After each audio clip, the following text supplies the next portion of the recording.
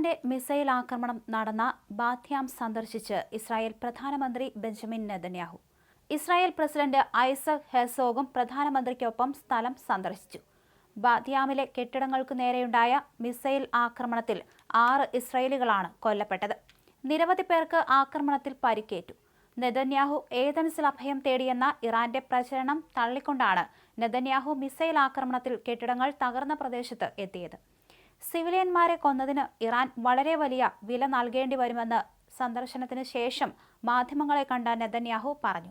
ഒരു അസ്ഥിത പോരാട്ടം നടത്തുന്നതിനാലാണ് നമ്മളിപ്പോൾ ഇവിടെ എത്തി നിൽക്കുന്നത്. ഇസ്രായേലിലെ ഓരോ പൗരനും ഇപ്പോൾ അത് മനസ്സിലായിട്ടുണ്ടെന്ന് ഞാൻ കരുതുന്നു, നെതന്യാഹു കൂട്ടിച്ചേർത്തു.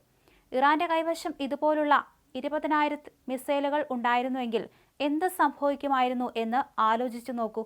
ഇസ്രായേലിന്റെ നിലനിൽപ്പിന് തന്നെ ഭീഷണിയാകും. അതുകൊണ്ടാണ് ഈ യുദ്ധം തുടങ്ങിയത്. അവസാന വിജയം ഇസ്രായേലിനാണെന്നും നെതന്യാഹു പറഞ്ഞു.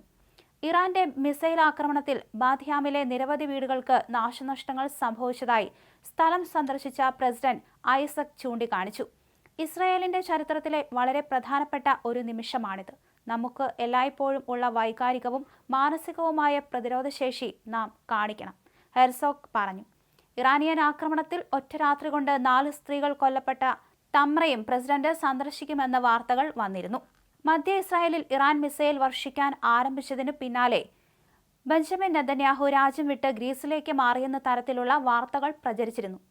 നെതന്യാഹുവിന്റെ ഔദ്യോഗിക വിമാനമായ വിങ് ഓഫ് സിയോൺ വെള്ളിയാഴ്ച ഗ്രീസിലെ ഏതൻസിലെ ഫ്ലൈറ്റ് ഇൻഫർമേഷൻ റീജിയനിൽ ലാൻഡ് ചെയ്തു എന്നാണ് ഇത്തരം വാർത്തകൾക്ക് കാരണമായത്.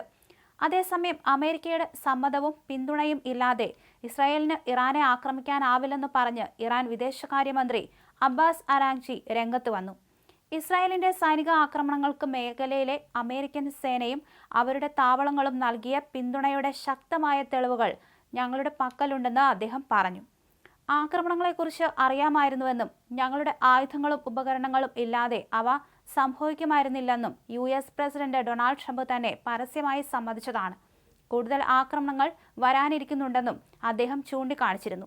അതിനാൽ ഈ ആക്രമണങ്ങളിൽ USഉം പങ്കാളിയാണ്, ഉത്തരവാദിത്തം ഏറ്റെടുക്കണം, മന്ത്രി അബ്ബാസ് അരാഗ്ചി വ്യക്തമാക്കുകയും ചെയ്തു. എന്തായാലും യുദ്ധം കൊടുമ്പിരി കൊണ്ട അവസ്ഥയിൽ തന്നെയാണ് കാര്യങ്ങളുടെ പോക്ക്.